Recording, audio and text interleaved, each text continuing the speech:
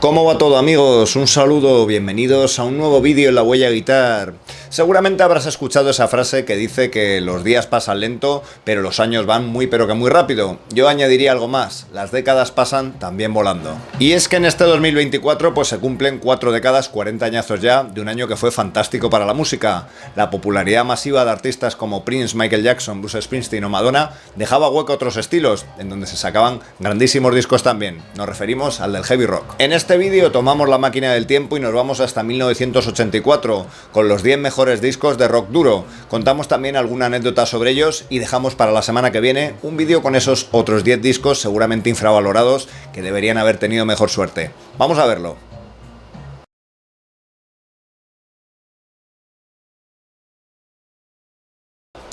Decía Axl Rose como anécdota que en 1984 era prácticamente imposible ir en el coche, poner la radio y no encontrarte con una canción de Scorpions. Así era la popularidad del grupo alemán en ese año donde publicaban Love at First Sting.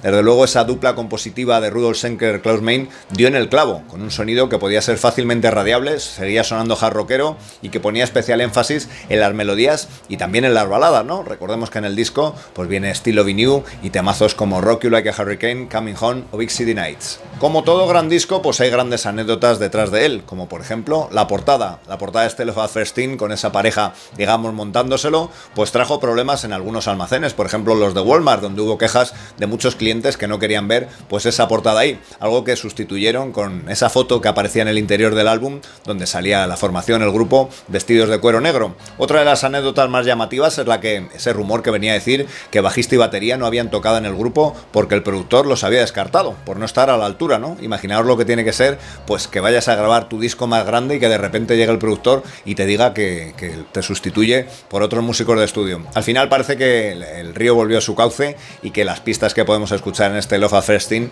son las que grabaron batería y bajista originales. Se cumplen también 40 añazos de esos famosos huevos fritos con aceite y limón, o lo que es lo mismo, el tema We're Not Gonna Take It, o lo que es lo mismo, el álbum Stay Hungry de Twisted Sister. Seguramente encumbrados también por el poder de la MTV, con esos dos famosos vídeos de We're Not Gonna Take It y I Wanna Rock, pues el grupo llegó a rivalizar en ventas con los mismísimos Michael Jackson o Prince. El álbum contenía otros grandes temas, como por ejemplo Burning Hell, la balada de Price o el propio Stay Hungry. Lo cierto es que el grupo pues no quedó muy a gusto con el resultado y acabó regrabándolo muchos años después.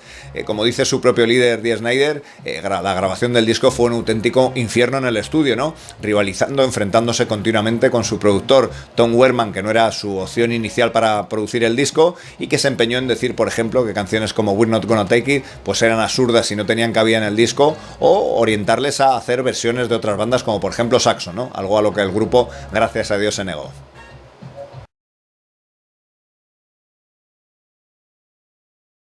Sin duda 1984 fue el último gran año del heavy metal clásico. Si había una banda entonces, digamos la banda más en forma de este estilo, pues eran Iron Maiden, que sacaban su apoteósico Powerslave, un álbum en el que el grupo de alguna manera abría nuevos horizontes y demostraba que tenía un estilo, un sonido muy claro. Más allá de esos ritmos de galope y esas melodías a dos guitarras, pues encontrábamos toda esa épica que había en las canciones, en su temática, ¿no? Temas como por ejemplo Rainbow de Ancient Mariner, que puede ser quizá pionero en el metal progresivo, o canciones como por ejemplo el mismo Powerslave, que nos llevaba al mundo de los faraones, o Isis High, con ese, digamos, discurso de Churchill incluido. Sobre el título del disco, decir que no solo tiene que ver con el mundo de los egipcios, como el propio Dickinson, autor del tema Powerslave, aclara, tiene que ver también con la esclavitud a la que se veía sometido el grupo, hablando metafóricamente, para continuar adelante, para buscar ese éxito, ¿no? Recordemos esa gira tremenda que casi da con la disolución del grupo, ¿no? Al menos con la marcha de Bruce Dickinson. Recuerda también que hay un tipo de amplificadores utilizados en el escenario, que de alguna manera no suenan, pero van conectados para pasar, digamos, la energía la electricidad a los siguientes amplificadores, algo que en el argot se llama esclavo, ¿no? De ahí lo de esclavos del poder. Sin duda, la otra cabeza visible del heavy metal en aquel año 1984 eran Judas Priest, que sacaban su disco Free Will Burning, un disco que es, desde luego, toda una roca, todo un cañonazo, ¿no? Si miras su disco anterior, un disco con más éxito, como Screaming for Vengeance, pues tenía algunas concesiones a la comercialidad, ¿no? Recordemos temas como Fever o Take This Change On, y desde luego con su disco posterior Turbo, pues iban a experimentar, iban a llevarlo hacia otros terrenos, ¿no? Sin embargo, Defenders of the Faith, pues es un auténtico ejemplo de cómo tocar heavy metal. Aunque el disco tiene la misma calidad que su antecesor, recordemos que en él vienen temas como The Sentinels and Hexagon Roll o Free Will Burning, lo cierto es que funcionó peor en cuanto a ventas, algo que fue una decepción para el grupo. Rob Halford comenta que piensa quizá les faltó un single de éxito. Escogieron el tema Free Will Burning, que quizá pues era demasiado rápido y demasiado duro para poder ser radiado masivamente.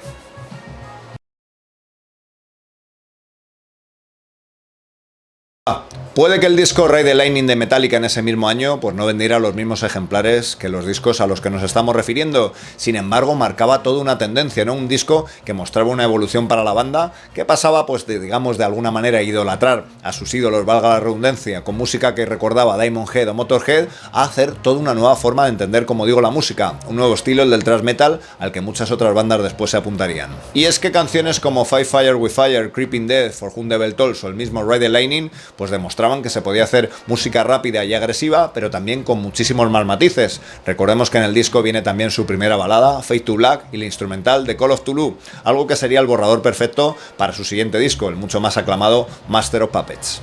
Y es que este año 1984 pues dio para mucho dentro del rock, ¿no? Con estilos muy diferentes, como por ejemplo el que traía Bryan Adams y su disco Reckless, sin duda para mí, para muchos, su mejor disco, con temazos como por ejemplo el famosísimo Summer of '69, Run to You o la balada Heaven. Y es que entonces el señor Bryan Adams pues rockeaba de verdad, las canciones podían ser melódicas, pero también eran muy guitarreras, ¿no? Ahí están también Kiss Wanna Rock o el clásico It's Only Love, un tema grabado, recordarás, a dueto con Tina Turner. Parece ser que el cantante hizo la oferta a Tina Turner de que tenía una canción que podía funcionar y que si quería pasarse por el estudio a cantarla con él, pensando pues que la reina del rock prácticamente le iba a mandar a la mierda. Lo cierto es que por allí apareció y grabaron este tema. Cuando parece ser Tina Turner se va, corrieron rápido a ver lo que habían grabado para ver que no hubiera ningún problema, ya que se dieron cuenta de que estaban ante un grandísimo tema. Otros que nunca hicieron ascos a mezclar diferentes estilos en sus discos eran Queen. No pasaban por su mejor época y venían de ese, digamos, fracaso del disco Hot Space, así que con su disco The Works de 1984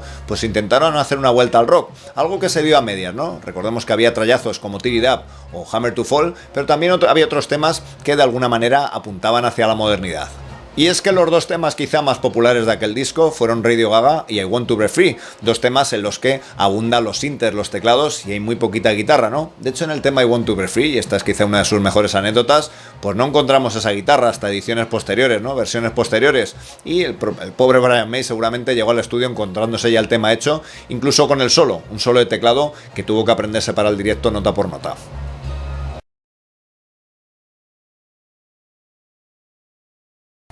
Otro de los grandes acontecimientos musicales de aquel año fue la vuelta de Deep Purple, es decir, del Mark II, que contenía pues al cantante Ian Gillan y al guitarrista Ritchie Blackmore, algo que parecía impensable y que seguramente pues esa cifra de 1 millón de libras que se llevaron cada miembro del grupo tuvo mucho que ver. Fue un disco que muchos criticaron diciendo que tenía pues muchas canciones de relleno, ¿no? Que quizá no tenía las canciones de los Purple de antaño. Escuchar cantar a Gillan temas como Wasted Sunset, esa guitarra en Hungry Days y por supuesto sus dos temas más conocidos, que son Knocking at Your Back Door y el propio Perfect Strangers, creo que para mí justifica ese retorno. Otro gran músico de los 70, que en este caso nunca se había ido y que seguía sacando excelentes discos, era Ronnie James Dio, ahora con su propia banda. El disco The Last Line, un disco que contenía geniales temas, ¿no? Cañonazos como por ejemplo We Rock, Egypt, Mystery o I Speed at Night.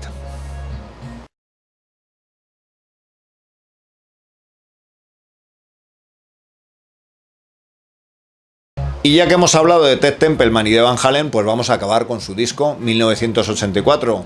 Un disco que escuchado a día de hoy, pues parece mentira que tenga, que resume toda esa calidad con una banda en la que había un deterioro entre sus miembros, especialmente entre David Lee Roth y Edward Van Halen, que digamos de alguna manera no daba más de sí. Lo cierto es que escuchando temas como por ejemplo Panamá, Hot for Teacher o su clásico Jump, pues parece mentira que la banda estuviera ya en ese punto de alguna manera de desintegración. Otro de esos discos que fue un auténtico parto con dolor el grabarlo. Recordemos que Edward Van Halen pues se construyó sus propios estudios para poder trabajar en el disco y mantener apartados a David Lee Roth y a su productor, que habían hecho de alguna manera piña, ¿no? Una de las cosas que estos no querían era que Edward Van Halen pues tocara los teclados, ¿no? Ya que pensaban que era un Guitar Hero, y el hecho de que una canción como como Jump pues estuviera prácticamente basada en los teclados, pues creían que era todo un error. Desde luego se equivocaban y Jump pues se ha convertido en una de las canciones pues más populares no solo de Van Halen sino de la historia. Bueno, gente, pues espero que hayáis disfrutado con este repaso a los mejores discos cañeros de 1984.